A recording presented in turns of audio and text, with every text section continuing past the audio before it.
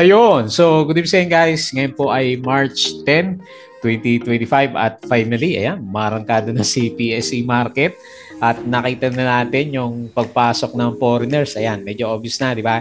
So, panalo yung mga nakapondo na foreigners na 400 million since Thursday at saka Friday last week. So, umarangkada na yung market natin from the last few days na last week.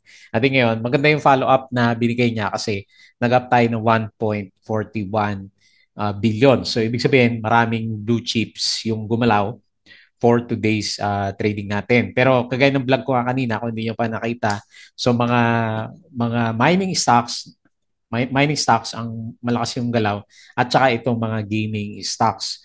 So yung gaming stocks may ibang istorya, yung mining stocks natin o mining and oil stocks, PXP, PX, magkakaiba naman yung yung kwento niya. Pero kung papasin nyo, halos halos lahat na, di ba?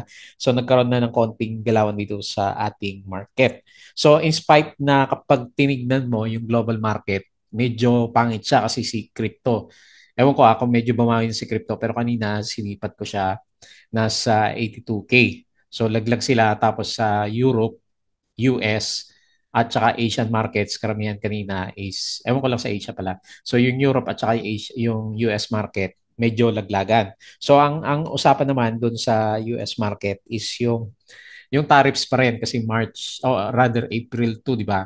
Yung retracted na effectivity ng mga tariffs sa Canada at saka sa bandang Mexico. Actually, malakas na yung inflation na nababalita. Sabi ko nga sa inyo last week, yung itlog doon sa US market, sobrang mahal na. May mga memes na ginagawa na parang nagkakaroon ng deal sa eggs, yung mga vloggers. Ayan. So, sobrang mahal daw ng itlog doon sa bandang US. So, yun yung epekto ng inflation ng mga tariffs nila. So, medyo magulo sa global markets pero sa local market natin, hindi ko alam kung kailan ulit pag-usapan yung mga impeachment case na yan pero walang masyadong local news. So, bumabalik dito yung mga lumabas na foreigners last time. So, itong sabi nga sa inyo last time sa review din, itong malaking drop na to, 3.4 billion. So last week may pumasok na 400 million. So around 3 billion pa and then merong 1.4 billion. So 1.6 billion na lang. Halos nakabalik na rin yung mga nambuo sa market natin last time which is good sign kasi higher high na siya, di ba? So kung ito yung previous high natin or ito, mas mataas na yung high natin tapos yung low natin mas mataas na rin siya. So ibig sabihin although last week confirm may reversal na yung chart, wala lang kasing foreigners pero ngayon meron na talaga.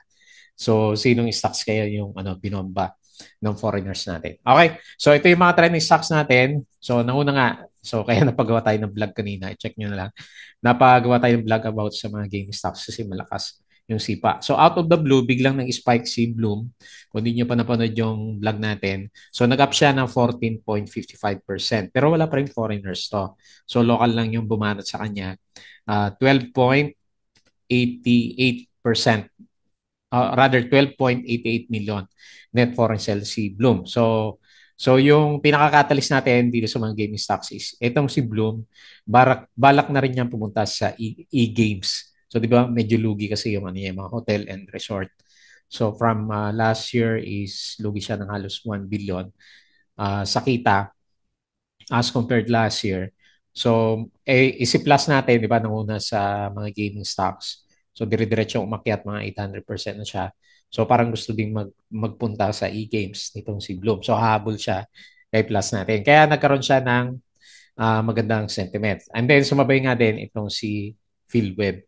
So, earning-wise, itong dalawa, medyo mahina pa rin naman siya. Pero, yun nga, mga e-games kasi yung mabenta ngayon. Kahit na mayroong mga rumors, speculations na ibaban din yung mga online games sa Pilipinas. Ayan. So kasi ang bawal lang naman mga online casinos, di ba? So ito mga e-games, ang gamit is yung mga bingo, gano'n yung mga style naman nila. Okay? So kaya na una si Bloom. And then malakas pa rin yung yung etong mga oil exploration stocks natin. So PXP, nag-up siya ulit ng 4.48%. So umarangkada, meron siyang 335.52 million net foreign buy. And then si Converge, okay, so sumabay na sa optimism ng market, tingnan natin kung matuloy na yung breakout na inantay natin. So nag-up siya ng 4.62%. So meron siyang, ito may foreign buy na konti, 11.5 million. So ito pala listahan ko, walang masyadong net foreign buy. Tapos si PX is, ayan, malakas. Lakas ng ano ang lakas ng tulak ng foreigners. So meron siyang 23.75 million net foreign buy. So tapos 8.87. Malakas yung ano niya. Kahit na nagbebenta na si SSS natin.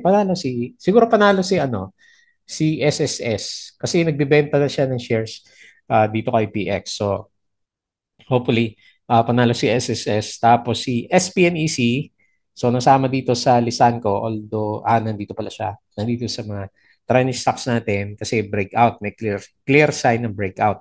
So 2.56%, kailan walang tulak ng foreigners. So 74.77K net foreign sell. And then si ABS-CBN, sinama ko na. So LTG pa rin yung isang malakas dito eh. Pero ABS-CBN, so nag-up siya bigla, umabot yata to ng 10% kanina, pero nag-retract siya and then nag-close. Positive pa rin naman, 6.19%.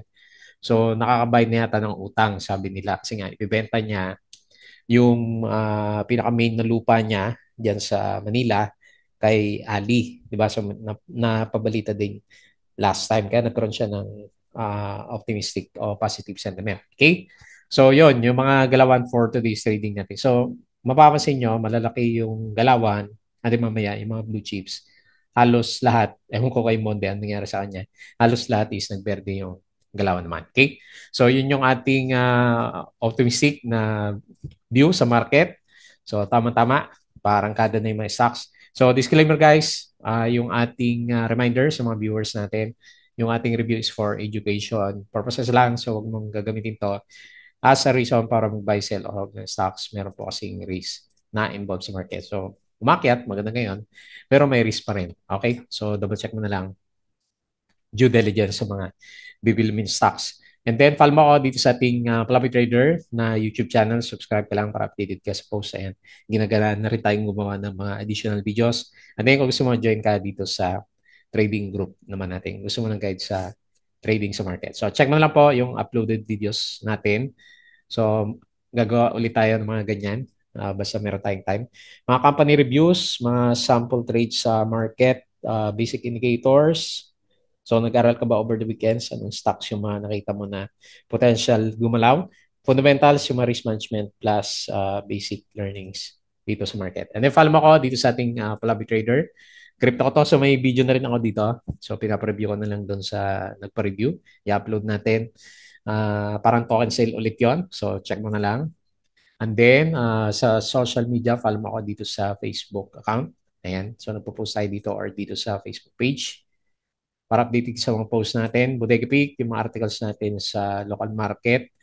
And Twitter, wala pa yung summary ni Philippine Stock Exchange. So dito muna tayo sa okay, so dito na lang sa mga winners and losers sa big caps. Ayan. So tinamaan dito si Monde minus 3.86%. So nag-retract pala siya. Pero kanina tingin ko is 4%.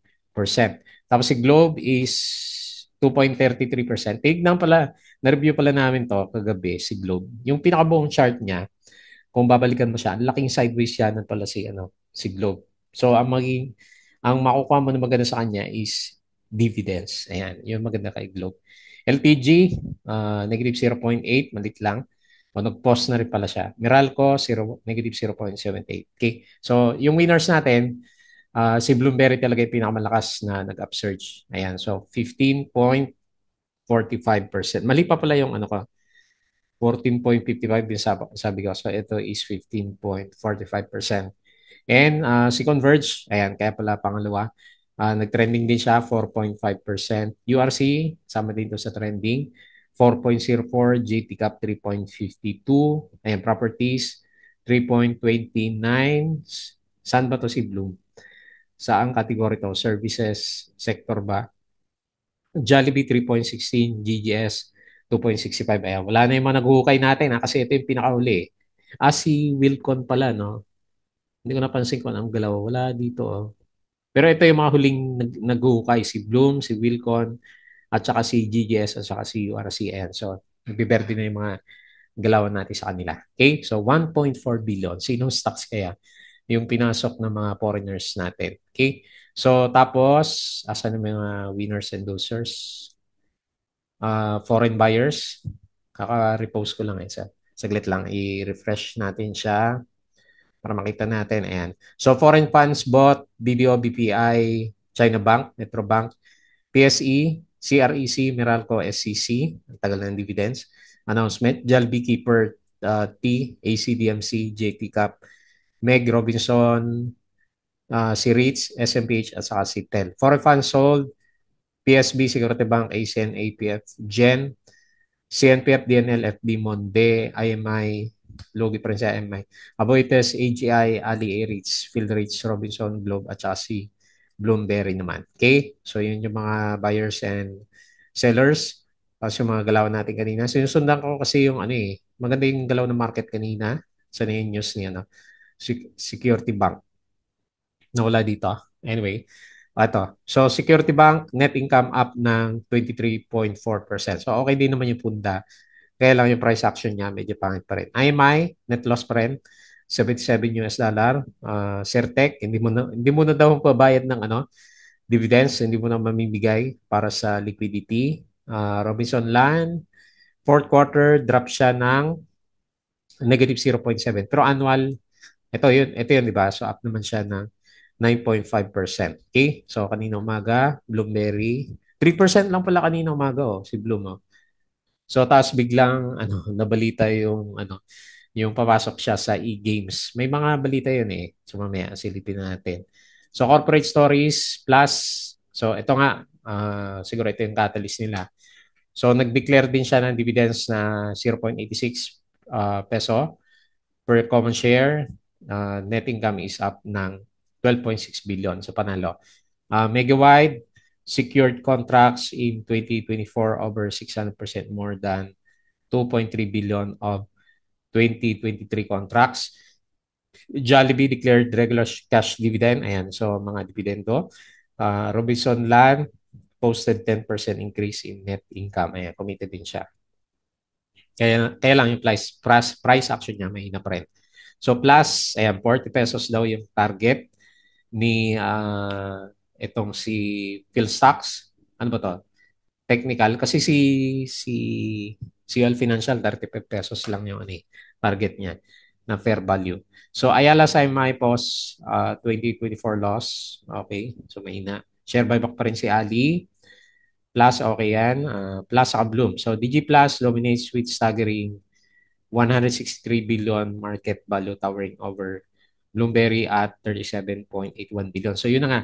Mas malaking company si Bloomberry, pero konti lang kita niya kumpara dito kay Plus na nasa 163 billion. So, boom na boom yung mga e-games, yung mga pasugalan on hindi naman casino, no, pero mga e-games ang tawag niya, pero parang ganoon na rin, di ba?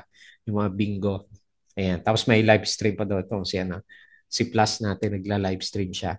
So Ayala Land plans to transform portion of ABS-CBN Quezon City into a mixed-use development after finalizing 6 billion purchase of the 30,000 square meter property. Ayan. So marami nalulungkot pero at least may pambayad na daw ng utang si ABS-CBN. So growth is good and this injection was dividend accretive. But if I were MREIT, I'd be a little worry of taking on these many office towers and getting so little in return. Okay. So the fairness opinion report is something that PLC needs to have. Okay, tender offer naman yan. Then this wasn't earnings, it was a press release. Yung mga balita daw ni Plus. Okay, Bitcoin. So nape-pressure siya ng inflation sa US. So mukhang may problema ang US market. Tapos si PRIT, okay, nag-up siya nung Friday to, no? 1.8%. Okay, so US pa rin ang usapan. SPNEC, so yun nga, may breakout ulit. MREIT declares slightly larger Q4 dividends, plus up ng 207%. And ABG tender offer report is delayed siya. Okay? So ito yung mga REIT weekly recaps. So panalo pala lahat ng REITs. Maliban kay BREIT. Ayan. Pati si DDM pero nag-up din siya na 2.91. So RCR, Philreits, yung mataas mo ang dividend rate. Year-to-date gain loss. Ayan. Tama. Okay. So, dominates with staggering. Okay. Si plus pa rin yan. And US market is okay siya nung closing. Pero, ewan ko lang ngayon silipin natin mamaya yung galawan ng US market. Kasi lahat ng mga mapapanood ko sa TikTok, yung mga tariffs ni Donald Trump. Okay? So, yun lang yung mga balita. And then, patalasas ulit yung ating Patreon. Yung mga gusto ng guide sa trading sa Philippine markets, sali lang po kayo dito sa Patreon channel naman natin. Okay, so balik na tayo dito sa Philippine markets. So na-break yung 6,300 na resistance. And then on the way na tayo dito sa 6,500. Although very early pa para sabihin natin na ito na yung range natin. Kailangan natin ng confirmation candle bukas. So either mataas or meron siyang retest dito sa around 6,200. Kasi nag-breakout na siya eh. So pupunta na tayo sa next na na range ng market natin. So tama ba? O mas mataas ng konti dapat from 6 papuntang 6.7. So 6.7 na pala yung range natin. Ayan o. Ito yung pinaka-trading range natin last time. Ayan, conservative yung 6.5. So 6.3 to 6.7. And then, yun nga, dahil sa uptick ulit yung candle, so very obvious na yung reversal ng market natin. Okay? So good sign for the coming few days para sa market natin. Mukhang pupunta na sa overbought condition yung ating PSE. So nandiyan na siya, nasa bullish side. So wala tayo sa bear side ng market. 5 million. So yun lang pala kailangan, no? May konting sundot ng foreigners and mag-reverse yung direction ng markets natin. Ayan. So nandito ulit tayo sa bull side ng market natin which is very very good. So ang tagal din October, di ba? Since last year na downtrend. So lower high ng lower high, ng lower low. And then finally nagkaroon tayo ng obvious na breakout. Tapos isang sign na inantay natin na matagal na is yung malakas na net foreign buy. Ayan. So nandiyan na po sila. Medyo takot sila sa US market dahil nga sa in-expect tataas ulit yung inflation doon gawa ng mga tariffs na ginagawa ni Donald Trump. So nagpupunta sa emerging markets yung mga foreigners natin. Okay? So uptrend lahat ng indicators natin sa kanya. Okay? So nakita natin yung mga blue chips. So halos lahat sa kanila is verde. So tingin na lang tayo sa mga winners for today's trading. And so nauna, si Bloomberg natin and mamaya pagsapan natin. Although pangit yung niya, yung lumabas na annual earnings. So yung catalyst natin is e-games talaga. And then speaking of e-games, kaya pala umarangkada si PhilWeb from the last few days. Ayan, 14%. Tapos sa mining stocks, tinutulak naman si PX. Mamaya silipin ulit natin yan kasama sa trending stocks. Tapos sino pa? Si SGI. So may bago na naman pipitikin yung stocks. Yung huli is si ARA yata yung di ba? Yung tinutulak nila. So 7%. Ayan. May nakalusot na naman. STN, ayun, nakabalik na. Although mababa yung volume. 7%. Tapos ABS-CBN, nag 6%. PNB, nag-breakout ulit, no? 7 million. Wala, hindi natin nakita yung mamaya silipin natin yung mga big caps. Nasaan galing yung malalaking volume ng market. Ayan, Converge. So, pa-breakout ulit, PXP, 4%, 4% is PXP. Jollibee, 4%, nakabalik na. So, bida ang saya. SCP, 4%. Ayan, nag-bottom na kaya to. Kasi nag-head and shoulders yung itsura natin. Tapos si RAC, 3%. Ayan, mukhang pipitikin na yung mga penny stocks. Si ARA, di ba? So, umakyat siya kanina. Kailang kulang sa volume. JT Cap, ayan, may follow-up din siya. Clear sign na rin ng breakout. 3.52. Nabuhay na si na Green. Sige pa, si Meg, ayan, bumawi siya. 2.86. SMPH, 2.67. And then SPNEC, 2.56. Yung may breakout. Okay? So, sa losers, sino ba tinamaan? Star Malls, walang volume eh. Monde, ayan, si Monde, 4%. Sino pa? BMW minus 2. Konti lang yung bumagsak. FCG, ayan, bumagsak si FCG. 2.44. Tapos sino to? BRNP, walang volume. Si CPG, ayan, nagpo-pullback si ano, CPG natin, profit taking. Kinain din niya yung ano, malaking kandila last week. Okay? So, yun lang, yung mga main movers sa market natin. Silip tayo ng konti dito sa global. Ayan. So, problema na nila yan sa US kasi mahilig sila sa tariffs. So, negative 0.48 yung S&P futures, Dow futures, negative 0.38, and then Nasdaq, negative 0.59. So, kasama na rin si Europe. Ayan. Nagda-drop, and Asian markets, mix pa rin. No? Okay, mix pa rin. So, may mga drops pa din dito sa ano, may mga mapula sa Asian markets. So, Philippines lang yung maganda. Okay, crypto, green yung chart, pero tingnan mo, puro loss yung ano niya, yung mga percent change. So, Bitcoin, 82K, minus 3.6%. Ethereum, 2.08, minus 2.86. XRP, 2.1K, rather 2.1. 4.3% loss. Si Pi, hindi ayaw dahil lista si Pi sa, ano, sa Binance. ADA, minus 5%. Tapsi Dodge, minus 6.9%. Asan si Shiba? Minus 0.4%. Ayan. Mapula pa rin dito sa cryptos. Pero nagre-recover na siya. Ayan. So, baka opportunity ulit. So, bounce. Di ba last time nag-80K tapos nag-bounce ulit ng 90K. So, mga 10% naglawan and then nag-drop ulit. So, napaka-volatile ngayon dito sa ano, bandang cryptos. Okay? So, balik tayo dito sa trending stocks, and then pag-usapan natin yung mga pinag-usapan na stocks for today's trading. Okay, so unahin natin si Bloomberry. Ayan, panalo. May follow kaya ito bukas si ano, Bloomberry. Ayan. So, andito pa yung guhit ng ano, review ko kanina. So, kung mapapansin mo, yung pinaka-picture natin, so, ano pa rin naman siya? Downtrend pa rin. Yung pinaka-big picture natin sa kanya. Pero, good sign, o hindi pa 100% good sign kasi mayroon pa rin tayong 12.88 million na net foreign sale. Pero good sign kasi nag-spike siya ng 14%. So, yun na po yung catalyst ha, yung ayan, nandun sa isang vlog kung siya makita yung mga fundamentals na pinag-usapan natin sa kanya. So, ang pinaka-good sign is sa technicals natin, meron na rin siyang breakout dito sa MA20. So, ibig sabihin, may good sign na mag-reverse kahit paano yung price action, especially bukas siguro kung meron tayong follow-up ng net foreign buy. So, yung RSI natin sa kanya is, ayan na rin, nag-above na rin siya ng RSI 50 level. Ayan. So, siguro medyo mahirapan pa. Kasi wala tayong ano eh, net foreign buy. Pero mali mo.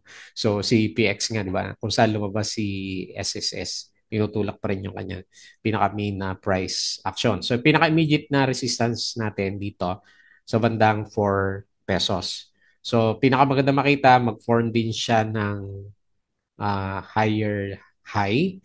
Kung ito na yung pinaka-low natin sa kanya, pag ito na yung pinaka-low. Kasi, kaya medyo, ano din ako, divided pa kung reversal na talaga to kasi yung annual earnings, medyo mahina talaga si Lumberry. Pero sabi nga niya, dun sa mga reports niya, eventually, pupunta sa e-games and then yung Solar North, bago lang si Solar North, 7 months operation pa lang siya. Sabi niya, later on, magkikita din siya. So, yun yung magpapa-uptick ng price action niya. Kasi laki ng, ano niya laki ng drain up ng earnings niya. So, from positive 1.3 billion 2023 nung end ng 2024 is negative 900 million siya. So, mas mababa kumpara sa 2023. Okay? So, hopefully may follow-up tayo na candle bukas. Good sign pa rin naman. Sige, good sign kasi may reversal ng direction. Kailangan mabutas natin yung 4 peso para unti-unti magbago um, yung uh, yung analysis natin sa direction nitong si ano, Bloomberry. Okay? So next, PXP. So all exploration pa rin to ha. So may follow-up to since last week. So 4% lang. Pero kanina, makyat siya ng, laki din siya oh, nag-18%. Ang laki din mang ipit nitong CPXP natin. Pero yun nga, kasi kwento pa lang naman. Ayan, kwento pa lang. Yung, wala pa resulta, kumbaga, yung oil exploration. Pero enough para mag-upsurge siya ng halos 50% in just 2 days. Anyway, so ganyan lang yung drawing natin sa kanya. Hopefully hindi siya nauntog siya, no? Hopefully hindi siya maging lower high. Kasi parang ang nagre-resist sa kanya is Hindi naman MA100 kasi nakalampas na sa ano eh, MA100. Nakalampas na rin pala dito sa ano. Kala ko hindi pa. Ayun o, nakalampas na rin dito sa trend natin. So, tingnan natin. Malamang mag-sideways siya dito bago siya umakyat ulit. So, ayan, kakasampa lang dito sa overbought condition. Dapat may follow-up na kwento to eh para tumuloy yung ano eh, yung uptick ng price action natin sa kanya. So, temporarily, 3.37 na lang muna yung pinaka-main na resistance natin sa kanya. So, 4.48% and 300K net foreign buy. Hindi kaya daw G na yung ano, interpretation ng market. Hopefully, hindi naman kasi ito yung bagong channel na pinuntahan niya. So, meron kasing support tsaka resistance din. So, may trading range siya dito sa 2.8 hanggang 3.4. Ayan. So, yun na lang. Abangan nyo sa mga holders natin kay PXP. Pero panalo pa rin ko na nakasay ka dito sa bandang baba. Sitting pretty pa rin yung mga holders natin. So, yun nga lang. Ano ba yung bonus na yan? Tignan natin sa 5 minute. Hindi naman siya one-time drop lang eh. So, may nag-take profits talaga. Ayan, lalaki ng volume niya. So, bumagsak and then nag-bounce pa nga siya. Nag-bounce pa pala yung ano, 4% na gain na yan na nakikita natin sa kanya. Okay, next, Converge. So, hopefully, more and more net foreign buy yung makita natin sa kanya. So, meron din siya, kahit pa paano, 11.5 million net foreign buy. So, 4.62%. So, ito na yung pang ilang try na yan. 1, 2, 3, 4, 5, 6. Pang 6 na try na niya dito sa breakout sa 18 pesos. Ayan. Siguro naman ngayon, dahil meron na siyang may optimism ng konti si Philippine markets, ituloy na niya yung inantay natin na matagal na breakout. Ang tagal ng konso niya, no? So, anyway, mas maganda yan kaysa yung status ng market natin na dumiretso na lumagapak. So, ayan, kasabay niya din since October pa last year na nandito tayo sa range. So, ang range natin sa kanya is dito from 15.5 siguro, 15.5 hanggang 18. So ito papunta na naman siya dito sa ano breakout area. Ayan. So remains to be seen kung kaya niya i-breakout pero at least mas maganda yung ano status ng chart nito. Sabi natin compared sa ibang stocks kasi sideways lang siya yung RSI level natin. Nasa sideways lang siya. Next, PX. So ewan ko lang kung meron pa rin tayong ibubuga dito. So, lakas pa rin, no? Tinutulak siya, oh. Malaki pa nga yung net foreign buy niya sa ibang blue chips, oh. 23.75 million and then 8.87% um, gain for today's trading natin. Panalo si PX natin. Parang tori na rin yung ano niya, oh. So, sukatin ulit natin. Ayan, lumalaban pa siya, no? So, parang sinasabi niya itong extended Fibonacci natin. Ilagay ko ba dito sa baba o dyan sa taas? Pwede to, pwede rin naman yan. So siguro dito ko na lang ilagay para madaling maghanap ng mga resistance which is next 6.5. Tama no? Kasi nag-breakout na dito sa 5.86 pesos, di ba? Nag-breakout na siya. So dyan na lang muna and then pinaka-support is 6.1 or 6. Tama? Meron ba dito sa bandang kaliwa? Okay. Pwede na rin siguro 6 pesos na pinaka-support level. Okay. So talagang malakas siya kasi tinutulak ng di ba? Kahit na parabolic na yung galaw niya, tinutulak pa rin siya ng foreigners. Merong 23 million na foreigners na nagbabay pa rin sa kanya. So parang mas mataas pa yung sinasabi ng trend channel natin sa kanya. So very bullish yung indicators. So yung MACD, rather yung RSI natin is nasa bull side. Overbought na nga lang. Tapos nabigay pa siya ng 0.4% na dividends. Pero ito lang yung worry ko sa kanya kasi nag-unload si SSS. Ayan, Social Security System. Kay PX, ayan, ang dami niya dinidispose. So, sino sumasalo niyan, di ba? Foreigners yung sumasalo sa kanya. Ayan, so pinoproteksyonan yung price action o meron talagang gustong putahan yung price action natin.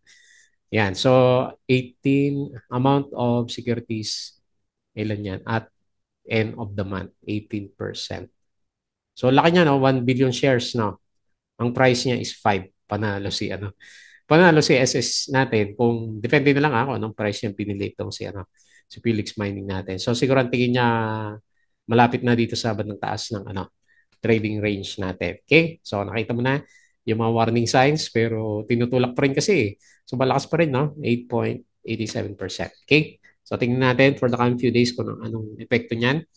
Next, SPNEC. So ito na ba ang lipad ng alaga natin? Ayan, nakabalik na siya. Nakabalik na. Last time na namatay yung yung trend natin dito sa kanya. Oh.